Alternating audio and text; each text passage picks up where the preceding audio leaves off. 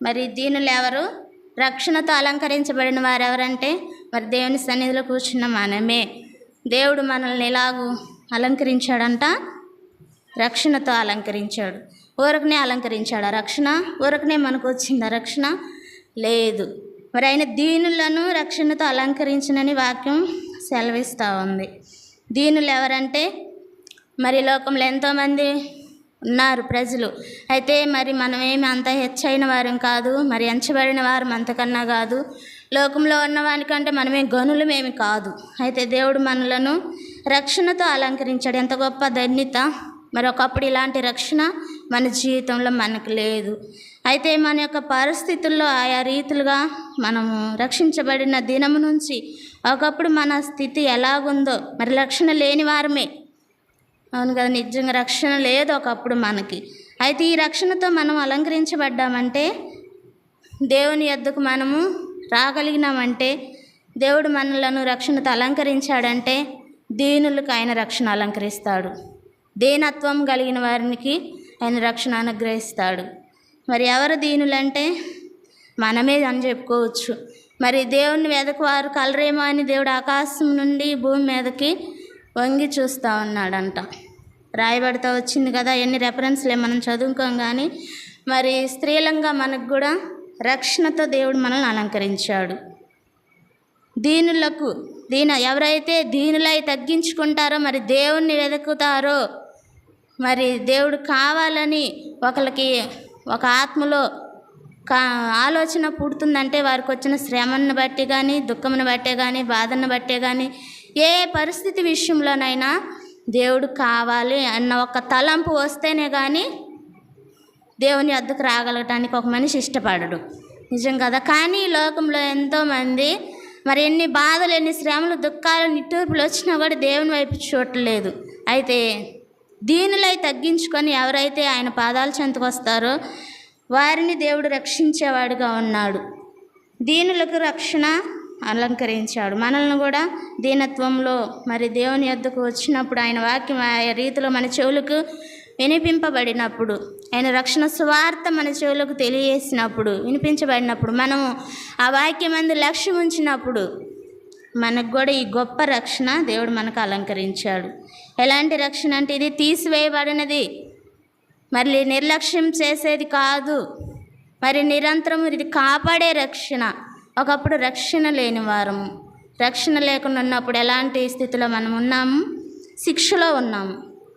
లోకంలో మనం పాపములు బట్టి, మరి మన యొక్క అపరాధములను బట్టి, అతిక్రమములు ఎంచబడిన వారిగా, మరి దోషక్రియలతో, మరి దుర్మార్గపు ప్రవర్తనతో, మరి పితృపారంపరమైన వ్యర్థ ప్రవర్తన అనే వాటన్నిటిలో మునిగి తేలుతూ ఉన్నప్పుడు రక్షణ మనకు లేదు, శిక్షకే మనం పాత్రులమే.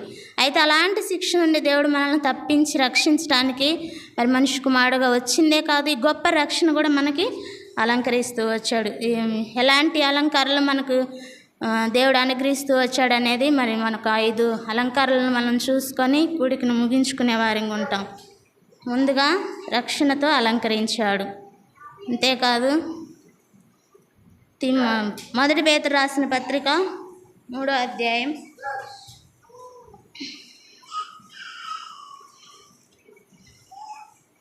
చదవండి. 3వ అధ్యాయము 4వ వచనం.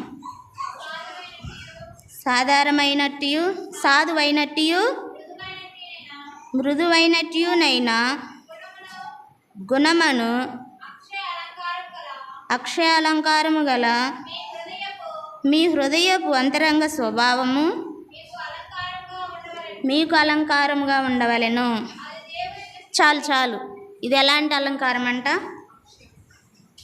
అక్షయ అలంకారము.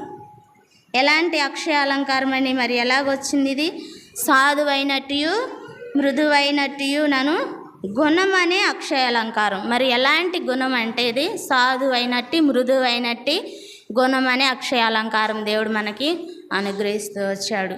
ఇది రెండవదిగా మనం చూసుకుంటాం. అక్షయ అలంకారం మనం కూడా మన జీవితంలో రక్షించబడిన బిడ్డలంగా, మరి స్త్రీలుగా, మనం క్రైస్తవ కుటుంబాలు కలిగిన వారమని పేర్లు చెప్పుకుంటా మరి నడుచుకుంటూ ఉన్న మనకు ఎలాంటి అలంకారం దేవుడు రెండవదిగా అలంకరించాడు మనని? అక్షయాలంకారంతో అలంకరించాడు. మరి ఇంకో 5వ వచనం కూడా చదువుకుంటాం. అటువలే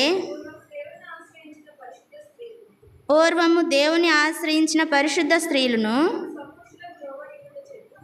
తమ స్వపురుషులకు లోబడి ఉండుట చేత తమ్మును తాము అలంకరించుకొనిరి. ఇది ఎలాంటి అలంకారము?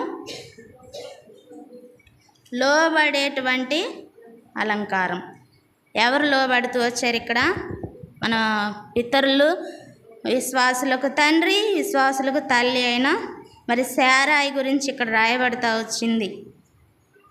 ఆమె మరి దేవుని ఆశ్రయించిన పరిశుద్ధ స్త్రీలంట. శారాయిని మనం జ్ఞాపకం చేసుకుంటే మనం ఎన్నో రీతిలో మనకు తెలుసు. మరి ఈ శారా జీవితంలో ఆనాడు మరి వాక్యం లేదు, ఇలాంటి పరిశుద్ధ గ్రంథాలని బైబిల్ లేవు. కేవలం వారు ఒక నమ్మారు ధర్మశాస్త్రం కూడా మోషే కాలం నాటికే వచ్చింది, కానీ అంతకుముందు వాళ్ళకి లేదు. అయితే దేవుణ్ణి వారు ఎంతగానో ఆశ్రయించారు.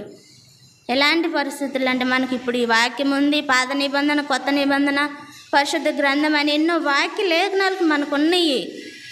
కానీ ఆ దినాల్లో వాళ్ళకి లేనప్పుడు దేవుణ్ణి ఆశ్రయించారంట. కనుకనే మరి దేవుణ్ణి ఆశ్రయించే పరిశుద్ధ స్త్రీలుగా వాళ్ళు ఎంచబడుతూ వచ్చారు. అబ్రాహాం భార్య అయిన శారాయి, మరి అలాగే ఇస్సాకు భార్య అయిన రిబ్కా, వాళ్ళు కూడా దేవుణ్ణి ఆశ్రయించిన స్త్రీలుగా ఉన్నారు. కనుకనే వాళ్ళు యోగ్యంగా వారు నడుచుకుంటూ వచ్చారు. వారి ప్రవర్తన అంతా కూడా మరి దేవుణ్ణి ఆశ్రయించారు, పరిశుద్ధంగా తీర్చబడుతూ వచ్చారు. మరి పరిశుద్ధులమని చెప్పుకుంటా మరి మనం మందిరానికి వస్తాం, మనం కూడా అలాంటి పరిశుద్ధత ఉందా? దేవుణ్ణి ఆశ్రయించే వారంగా ప్రతి విషయంలో ఉంటున్నామా? మనం జ్ఞాపకం చేసుకుందాం.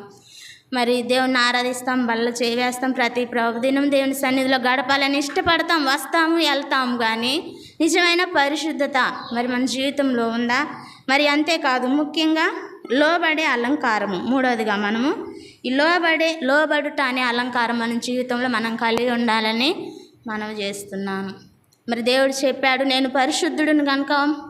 మరి ఇక్కడే మొదటి పేతురులో 1వ అధ్యాయం 14వ వచనంలో, నేను పరిశుద్ధుడినై ఉన్నాను గనుక మీరును పరిశుద్ధులై ఉండుడని రాయబడి ఉంది. చదువుకుందాం 16 కూడా. కాగా మీరు విధేయులకు పిల్లలై మీ పూర్వపు అజ్ఞాన దశలో మీకుండిన ఆశలను అనుసరించి ప్రవర్తింపక మిమ్మును పిలిచిన వాడు పరిశుద్ధుడైన ప్రకారము మీరును సమస్త ప్రవర్తన యందు పరిశుద్ధులై ఉండాలి. మరి మిమ్మల్ని పిలిచిన పిలుపు ఎలాంటిదంట? మరి మిమ్మల్ని పిలిచిన వాడు ఎలాంటి వాడు అంటే, మనల్ని ఒకప్పుడు మరి ఈ లోకంలో పాపంతో ఉన్నాము, కానీ మనల్ని ఎవరు పిలుచుకున్నాడు? దేవుడు పిలుచుకున్నాడు. దేవుడిని పిలుచుకుంటే తప్ప మనం ఈ సన్నిధికి ఈ రీతిగా రాలేని వారమే. సాతానుడు ఎంత బలం కలిగిన వాడంటే మరి ఆ సాతాను ఉచ్చులో నుంచి మనం రాలేని వారము. అయితే అలాంటి స్థితిలో నుండి పరిశుద్ధుడైన దేవుడు మనం కూడా పరిశుద్ధులమై జీవించాలని ఈ అక్షయాలంకారంతో మరి ప్రభువుతో మనం కూడా నిరంతరం ఆ పరలోక రాజ్యము కలిసి ఉండాలని, మరి నిత్య నాశనానికి గురవకుండా అపరిశుద్ధతతో మరి అపవిత్రతతో ఈ లోకంలో మన యొక్క మరి పూర్వం ఉండినటువంటి అజ్ఞాన దశలో ఉండి నశించకుండా ఉండాలని దేవుడు మనల్ని పరిశుద్ధులుగా ఉండాలని పిలుచుకున్నాడు. ఆ పిలుపుకు తగ్గట్లుగా మరి మనం కూడా ఈ మన విశ్వాసులకు తల్లి అయిన శారాయిమ్మ వలె మరి దేవుణ్ణి ఆశ్రయించాలి. ప్రతి విషయంలో పరిశుద్ధమే మనం జీవించుకుంటా విశ్వాసులమని రక్షణ పొందామని దేవుడు ఇచ్చాడని చెప్పుకొని ఎన్నో సంవత్సరాలు, గంటలు, గడియలు, రోజులు గడుపుచు మరి దేవుని సన్నిధికి వస్తున్నాం. కానీ ప్రతి విషయంలో, కుటుంబంలో మరి వచ్చే ప్రతి అవసరత అక్కర్లోనైతేమి, ప్రతి వ్యాధి బలహీనతలో, శ్రమలో, ఇబ్బందులోనైతేనేమి దేవుని ఆశ్రయించే వారంగా ఉండాలని, మరి పరిశుద్ధ స్త్రీలంగా ఉండాలని, పరిశుద్ధతతో కలిగి మరి పవిత్రత కలిగి దేవుని ఆశ్రయించడం అంటే ఏంటి? ఆయన సన్నిధిలో దీనత్వం కలిగి మరి దేవుని ఆశ్రయించడమే. నువ్వు నాకు ఆశ్రయం ప్రభువా, నీవే నా దిక్కు ప్రభువా అని మనల్ని మనం తగ్గించుకొని ఆయన సన్నిధిలో మనం గోజాడి ప్రతి ఒక్కటి అడుకొని స్వస్థత పొందుకునేవారంగా, మరి అవసరకలు తీర్చుకునేవారంగా ఉండటమే ఈ పరిశుద్ధత, దేవుణ్ణి ఆశ్రయించటం. అలాగ మన పితరులు జీవిస్తూ వచ్చారు. అలాంటి అక్షయ అలంకారం కలిగి మనం కూడా నడుచుకోవాలని జ్ఞాపకం చేసుకోండి సోదరి. మరి అలాంటి పరిశుద్ధత మన జీవితంలో ఉందా? మొదట ఉన్నటువంటి ఆ పరిశుద్ధత మరి రక్షించబడిన దినాల్లో మొదట ఉంటుంది, కానీ రోజులు గడిచే కొంది మన విశ్వాసం మరి పరిశుద్ధత మన పవిత్రత కలిసిపోతూ ఉంటుంది లోకంతో.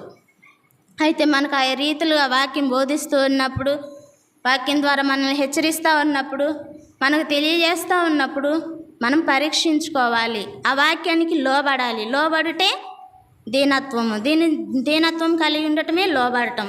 ఇక్కడ అదే లోబడుటే అనే అలంకారము మనం కలిగి ఉండాలి.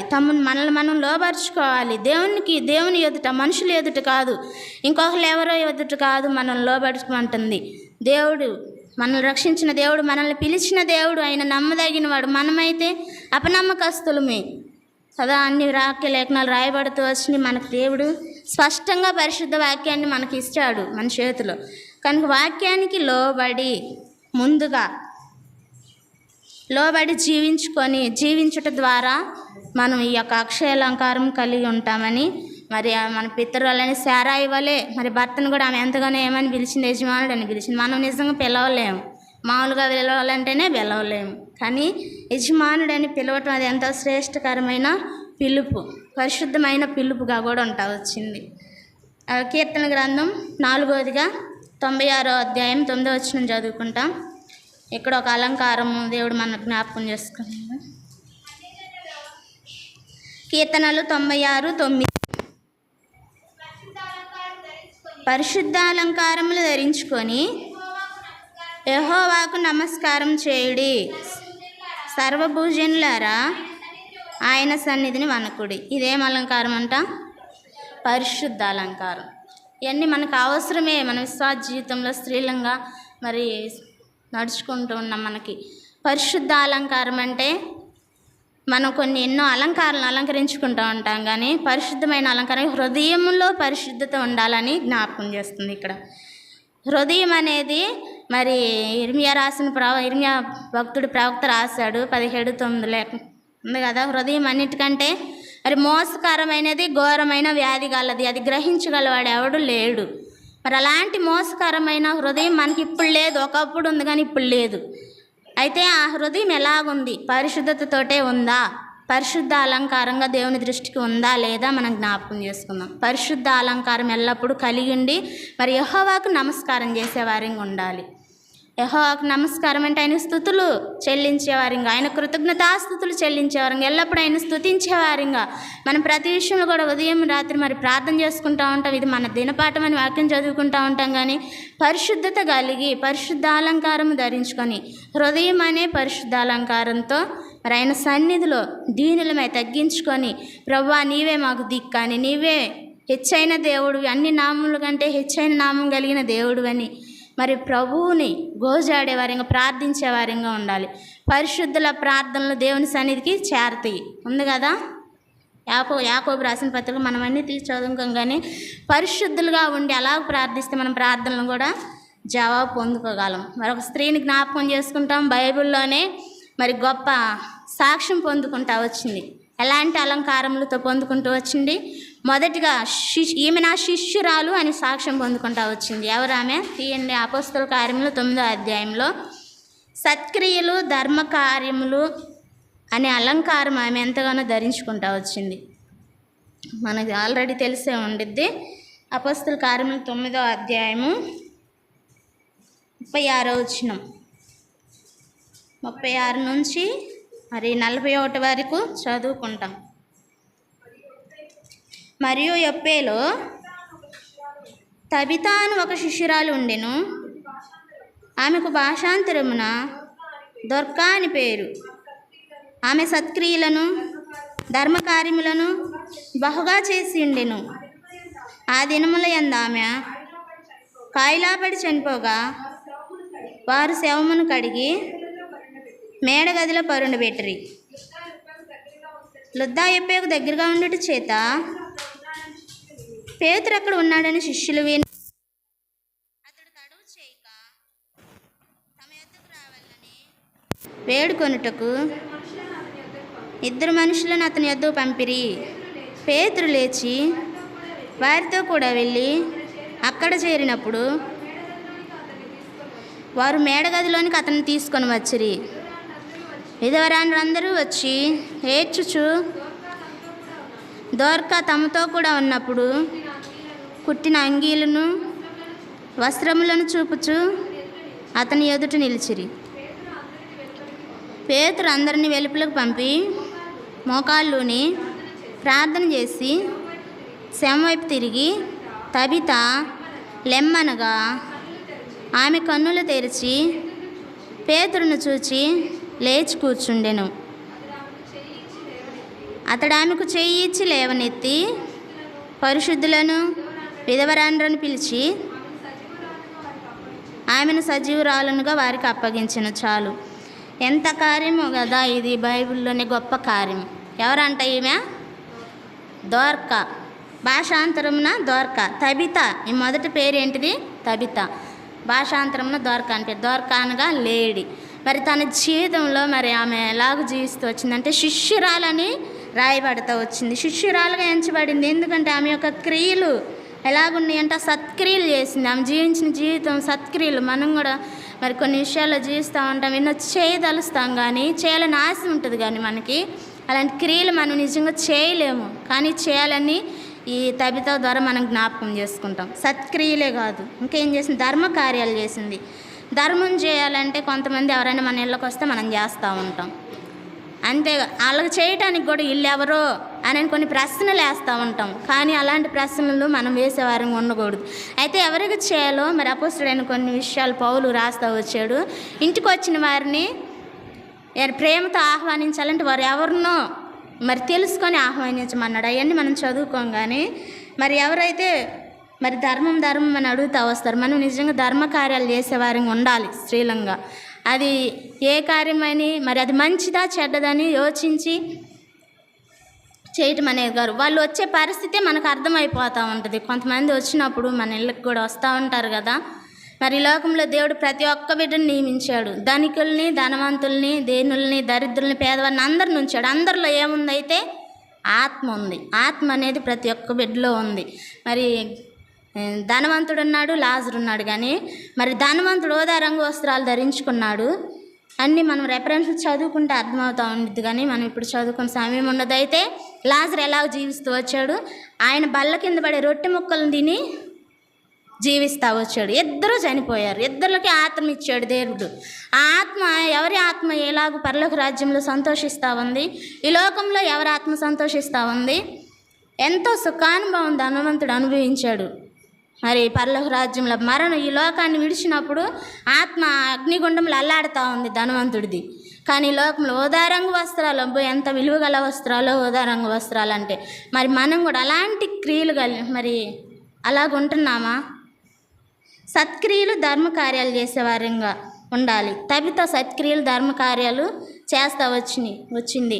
ఆమె యొక్క స్థితిలో ఆ కార్యాలు క్రియలే చూపిస్తూ వచ్చినాయి. ఆమె లేనప్పటికీ ఆమె మరి చనిపోయింది. ఆ సమయంలో మరి వచ్చారు, చుట్టూ ఉన్న వాళ్ళందరూ వచ్చి మరి విధవరాండ్రు వచ్చే విధవరాండ్లకే ఎక్కువ చేసిందంట. విధవరాండ్లని కూడా పేరు రాయబడుతూ వచ్చింది. నిజంగా విధవరాల పక్షాన్ని దేవుడు వ్యాజ్యం ఆడతాడని మనకు ఆ వాక్యలేఖనాల్లో రాయబడుతూ వచ్చింది. అయితే విధవరాండ్రికి ఎక్కువగా ఆమె ధర్మ కార్యాలు సత్క్రియలు చేస్తూ వచ్చింది. మనం కూడా దేవుని సన్నిధిలో రక్షించబడిన బిడ్డలంగా దేవుని సన్నిధికి పేదలు వస్తారు, ధనికులు వస్తారు, ధనవంతులు వస్తారు, అసలు ఆ తినటానికి కూడా అన్నం లేని పరిస్థితులు ఉండేవాళ్ళు వస్తారు. అయితే మన క్రియ మరి దేవుని దృష్టికి మంచిదైన క్రియ సత్క్రియలు చేసేవారంగా ఉండాలి. మరి ఇలాంటి ధర్మ కార్యాలు మనం చేసేవారంగా ఉండాలని ఈ స్త్రీని బట్టి మనం జ్ఞాపకం చేసుకుందాం. దావీదు మహారాజు సెలవిచ్చినట్లుగా ఈమె ఇప్పుడు ఏ అలంకారం పొందుకుంటూ వచ్చింది? సత్క్రియలు ధర్మ కార్యములు అనే అలంకారం పొందుకుంటూ వచ్చింది. గొప్ప సాక్ష్యమే పొందుకుంటూ వచ్చింది. మనం కూడా అలాంటి మొదటగా ఏమి అలంకరణతో దేవుడు మనల్ని అనుగ్రహించాడు?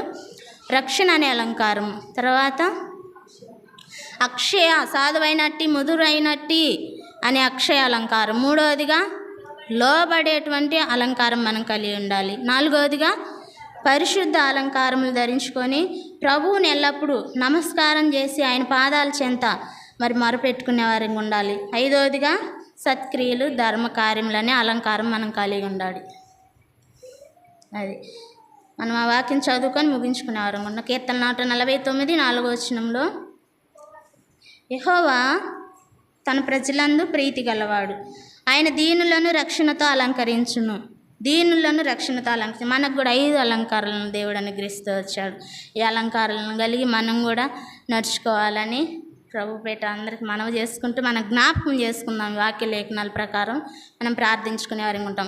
ఎప్పుడైతే దీనులమై మరి తగ్గించుకొని, బైబిల్లో ఉందిగా, తమ్మును తాము తగ్గించుకొని వాడు హెచ్చింపబడును, హెచ్చించుకొని వాడు తగ్గించబడును. ఖచ్చితంగా అది వాక్యం రుజువు. ఎవరైతే హెచ్చించుకోవాలని మరి మనం ఎమ్మటెమ్మటే కూర్చుంటూ ఉంటాం దేవుని సన్నిధిలో, ఆయా మీటింగులకు కూడా వెళ్తూ ఉంటాము. మరి నీకంటే నేను గొప్ప, నాకంటే నువ్వు గొప్ప అని ఒకరికొకరు అలాంటి మనస్తత్వం, అలాంటి ప్రేరేపణ వచ్చింది. కానీ అటన్నిటిని వాక్య లేఖనాల ద్వారా మనం సరి చేసుకొని ఎల్లప్పుడూ ప్రభువు నందు తగ్గించుకునే వారిగానే దీన మనస్సు కలిగే ఉండాలి. దావీదు మహారాజు కూడా మరి ఈ దీనుడు మొరపెట్టగా యెహోవా ఆలకించును అనే ఉంది కదా వచనం. దీనులమే తగ్గించుకుంటామో, ఎప్పుడైతే అలాగుండి దేవునికి మరి నమస్కారం చేసి ఆయన పాదాల మీద పడి మొరపెట్టుకుంటాము, ప్రార్థన చేస్తాము ప్రతి విషయంలో కూడా, అప్పుడు దేవుడు దీనులు మరెంతగానో ఆలకించే దేవుడుగా ఉన్నాడు. కీర్తన 34:6 అనుకుంటే, ఈ దీనుడు మొరపెట్టగా యెహోవా ఆలకించెను. అది ఈ దీనుడు మొరపెట్టగా యెహోవా ఆలకించెను, అతని శ్రమలన్నిటిలో నుండి అతను రక్షించెను. కనుక అలాంటి అలంకారాలను మనం కలిగి నడుచుకునేవారు ఉంటాం. ప్రార్థన చేయండి ఒకళ్ళు.